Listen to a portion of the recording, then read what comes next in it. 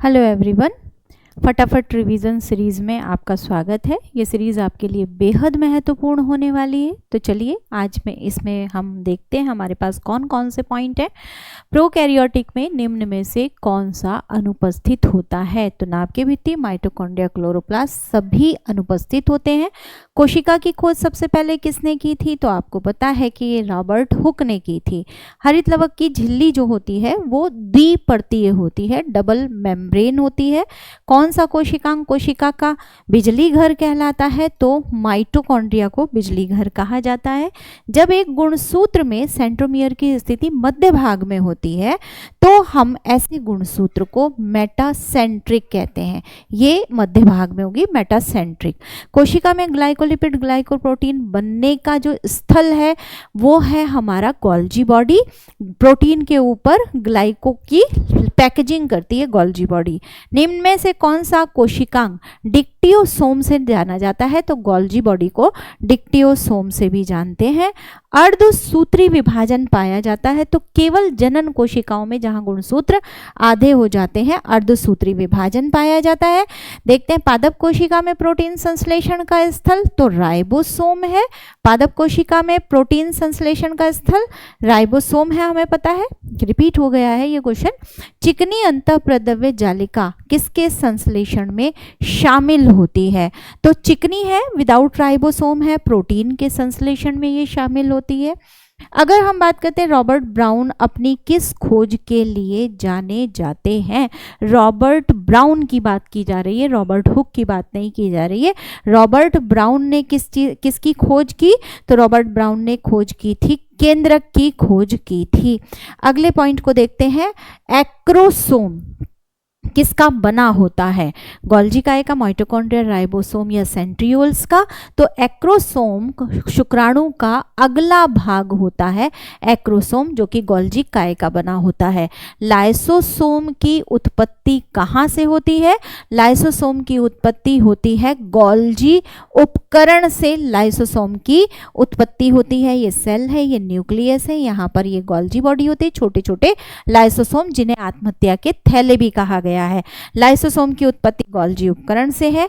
निम्नलिखित में से कौन सा कोशिकांग एकल जीव द्रव्य कला युक्त होता है जिसमें सिंगल मेम्ब्रेन होती है? उसे हम कहते हैं लाइसोसोम। माइटोकॉन्ड्रिया, न्यूक्लियस, क्लोरोप्लास्ट सब डबल मेम्ब्रेन होते हैं। इसके बाद आते हैं प्रोटीन आरएनए संश्लेषण किस प्रावस्था में होता है? प्रोटीन का और आरएनए का संश्लेषण जब सेल होती है तो उसकी जीवन प्रावस्था में होता है। तारक केंद्र कहाँ पाया जाता है? मतलब सेंट्रोसोम कहाँ पाया जाता है? तो तारक केंद्र की हम बात करते हैं तो ये प्राणी कोशिकाओं में पाया जाता है। रिक्तिका को ढकने वाली झिल्ली को क्या कहा जाता है? जो वैक्यूल को ढकती है उसे टोनोप्लास्ट कहा जाता है। जीवाणु में उपस्थित कोशिकांग क्या होता है? जीवाणु में कोई कोशिकांग नहीं होते हैं, केवल और केवल क्या पाया जाता है? राइबोसोम पाया जाता है जीवाणु में, बैक्टीरिया सेल में। इसके बाद देखते हैं नाभिक के अलावा कोशिका के किस कोशिकांग में डीएनए होता है? तो नाभिक के अलावा माइटोकॉन्ड्रिया में और क्लोरोप्लास्ट में डीएनए होता है। यहाँ पर आंसर आपका माइटोकॉन्ड्रिया होगा। पादप कोशिका जंतु कोशिका से किस प्रकार भिन्न होती है? तो दोनों में एक सबसे बड़ा डिफरेंस होता है कि कोशिका भित्ति होती है किसमें? पादप कोशिका में। फिर जंतु कोशिका में क्या अनुपस्थित होता है? में से क्या अनुपस्थित होता है?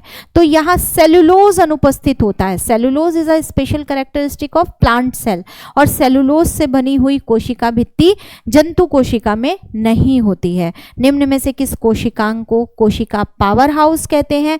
अगर कोशिका पावर हाउस की बात करें तो ये माइटोकॉन्ड्रिया को कहते हैं। स्लाइड ऊपर करके मैं दिखा रही हूं आपको। तो ये किसे कहते हैं? माइटोकॉन्ड्रिया को कहते हैं। नेक्स्ट क्वेश्चन देखते हैं। प्लाज्मा झिल्ली बनी हुई होती है प्रोटीन और लिपिड दोनों की बनी हुई होती है। प्रकर्मित कोशिका मृत्यु मतलब प्रोग्राम सेल डेथ क्या है? यह होता है हमारे टिश्यूज में होता है और इसके आणविक नियंत्रण को एपोप्टोसिस कहते हैं। भ्रूण में फिंगर इसी तरीके से बनती है, एम्ब्रियो जो होता है वहां पर। प्रोटीन संश्लेषण में निम्न कोशिकांग में से किन की भूमिका सर्वाधिक है? तो प्रोटीन संश्लेषण में ईआर, एंडोप्लाज्मिक रेटिकुलम और राइबोसोम की भूमिका है। हमारे तंत्र में अधिकतम एटीपी अणु उत्पन्न करने वाला जो पद है वो है क्रेब्स साइकिल। ये है क्रेब्स साइकिल, हमारे एटीपी अणु उत्पन्न करने वाला पद। आधुनिक आनुवंशिक विज्ञान के जनक कौन है? ग्रेगर जॉन मेंडल को कहा जाता है आधुनिक आनुवंशिक विज्ञान के जनक। जीनोम चित्रण का जीन के चित्रण से संबंधित है। शरीर में आनुवंशिकता की इकाई को जीन कहते हैं। और जीन के भीतर जो परिवर्तन होता है ना, अनुक्रम आधार में जो परिवर्तन होता है उससे उत्परिवर्तन कहा जाता है। उत्परिवर्तन मतलब म्यूटेशन कहा जाता है। इसके बाद आगे बढ़ते हैं। नेक्स्ट हमारा पॉइंट है, जीव कोशिकाओं में आनुवांशिकी के लक्षणों को निम्नलिखित में से कौन सा उत्तरदायी है नियंत्रित करने के लिए? तो यहाँ पर नियंत्रण होता है डीएनए के द्वारा। जीवों के आनुवांशिक लक्षण संतान में ले जाए जा सकते हैं और ये ले जाए जा सकते हैं क्रोमोसोम के द्वारा। जीन अणु की संरचना को सबसे पहले रेखांकित किया था वॉटसन क्रिक ने, और James D Watson Francis Crick का जो संबंध है वो डीएनए की संरचना को समझने से संबंधित है। फटाफट आगे बढ़ते हैं और जीव कोशिकाओं के यहाँ पर देखते हैं कि डीएनए की जो द्विकुंडलित संरचना है उसमें भी वॉटसन और क्रिक का नाम इंपॉर्टेंट आता है। वॉटसन और क्रिक। हरगोविंद खुराना को आविष्कार सम्मान से सम्मानित किया गया। किसके चीज़ के? यहाँ पर प्रोटीन के संश्लेषण के लिए उन्होंने काम किया था और प्रयोगशाला में सबसे पहले डीएनए का संश्लेषण ही हरगोविंद खुराना ने किया था। प्लवमान जीन या जंपिंग जीन की अवधारणा बारबरा मेलिंगटोंक ने दी है। और इसी के बाद आता है डीएनए में मौजूद जो शर्करा होती है उसे डीऑक्सीराइबोज शर्करा कहते हैं। राइबोजाइम की बात करते हैं तो राइबोजाइम आरएनए है। निम्न में से लिंग गुणसूत्र कहाँ नहीं होते हैं? छिपकली में नहीं होते हैं। मानव शरीर की कोशिका में पाए जाने वाले गुणसूत्र 23 जोड़े होते हैं। पुरुष जीन का संगठन XY होता है। केंद्रक अनुपस्थित होता है बैक्टीरिया सेल में, जीवाणु में। और प्लाज्मा लेमा शब्द जो था JQ प्लावे ने दिया था, इन्होंने प्लाज्मा मेम्ब्रेन को ये शब्द दिया था। पॉलीसोम मिलकर बनता है किससे? राइबोसोम और आरएनए से मिलकर बनता है। पॉलीसोम की बात करते हैं। तो नेक्स्ट हम देखते हैं 49 कौन सा कोशिकांग वायवीय शोषण का स्थल है?